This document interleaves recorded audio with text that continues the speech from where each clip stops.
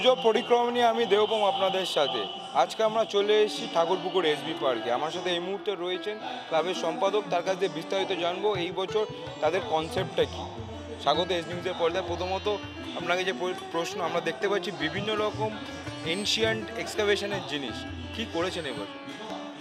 ব্যাপারটা খুব সিম্পল ব্যাপার। পশ্চিমবঙ্গের একটি জেলা পশ্চিম মেদিনীপুর, তার একটি ব্লক দাঁতন, তার একদম কাছে একটা ছোট্ট গ্রাম।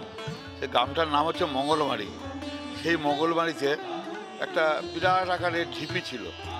আমরা বলি না ঢিপি, ও ঢিপিটার নাম ছিল সখীসেনার ঢিপি, লোকাল নাম। 1999 সালে আর্কিওলজি ডিপার্টমেন্টের ক্যালকাটা ইউনিভার্সিটির প্রধান অশোক দত্ত, উনি বুঝতে পারেন যে এটা খালি ঢিপি না, এর মধ্যে একটা কোনো সভ্যতা লুকিয়ে আছে।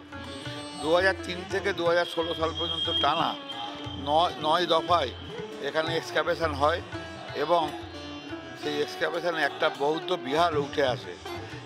এটা কিন্তু পশ্চিমবঙ্গের মধ্যে বেশিরভাগ লোকই জানে না যে পশ্চিমবঙ্গেও একটা বৌদ্ধ বিহার আছে। আমাদের প্রয়াস যাতে সবাই জানতে পারে এবং এটা একটা পর্যটন কেন্দ্র হিসাবে গড়ে উঠতে পারে, এটাই আমাদের প্রয়াস। প্রতিমার যে রূপটা আমরা এখানে করেছি, বৌদ্ধ বা ধ্বংসাবাসে যে বৌদ্ধের একটা ইয়ে থাকে, সেই ঢঙে প্রতিমা তৈরি হয়েছে। সেইখানে আমরা শুনেছি এবং আপনারা আর্টিফ্যাক্টসও রেখেছেন যে বিভিন্ন রকম হিন্দু ধর্মের প্রতিমাও সেখানে পাওয়া গেছে। সে মাকেও কি সেখান থেকে? এটা একদম মজার। এখানে সরস্বতীর মতো দেখতে প্রতিমা পাওয়া গেছে, তারার মূর্তি পাওয়া গেছে। 20% খোলা হয়েছে তাতেই। তা আমাদের প্রশ্ন হচ্ছে যে বাকি 80% খোলা হলে আমাদের মাকেও কি খুঁজে পাবো? আমরা আশা করছি হয়তো মাকেও দেখতে পাবো।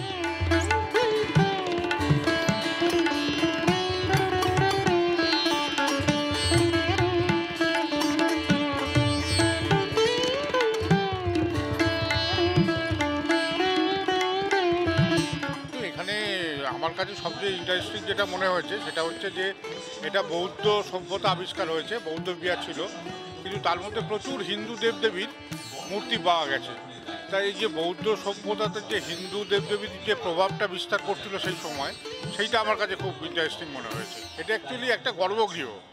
বৌদ্ধ ওখানে মোগলবাড়িতে একটা গর্ভগৃহ আবিষ্কার হয়েছে।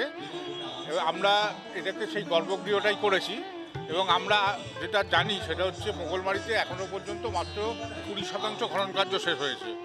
যেভাবে এই 20% খনন কার্যের মধ্যে হিন্দু দেবদেবীদের মূর্তি উঠে এসছে, তাতে হয়তো ভবিষ্যতে যখন পুরোটা শেষ হবে তখন আমরা আশা করব, মানে আমরা মনে করি আর একটা দুর্গা মূর্তিও উঠে আসতে পারি। আমরা সেই গর্ভগৃহটাই এখানে করেছি এবং মা দুর্গাকে আমরা সেই গর্ভগৃহে অধিষ্ঠান করিয়েছি।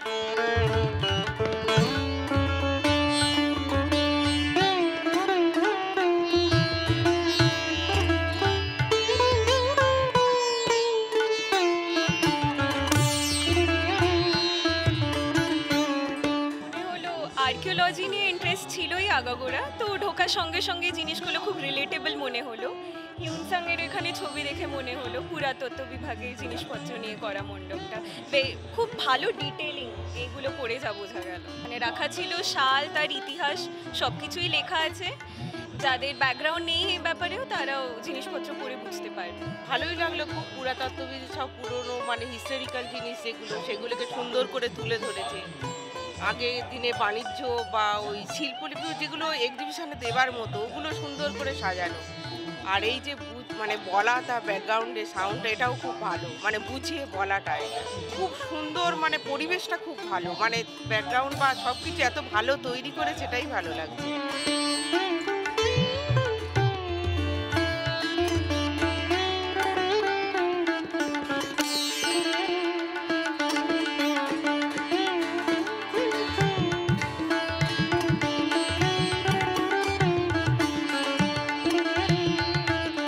2003 থেকে 2016 সাল অবধি চলে এই এক্সকাভেশন। সেই সময় শুধুমাত্র 20%ই এক্সকাভেশন করা সম্ভব ছিল, বাকি 80% কিন্তু এক্সকাভেশন করা হয়নি। এবং এই 20% এক্সকাভেশন করার পর দেখা যায় 12টি হিন্দু দেবদেবীরও মূর্তি সেইখান থেকে আবিষ্কার করা হয়। এবং এই বছর ঠাকুরপুকুর এসবি পার্ক একটাই প্রশ্ন তুলে ধরেছে যে বাকি 80% এক্সকাভেশন করা গেলে কি দুর্গা প্রতিমাও পাওয়া যাবে?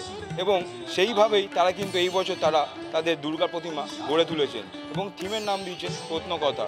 ক্যামেরায় চিরঞ্জিতের সাথে দেবপম, দেখতে থাকুন এস নিউজ।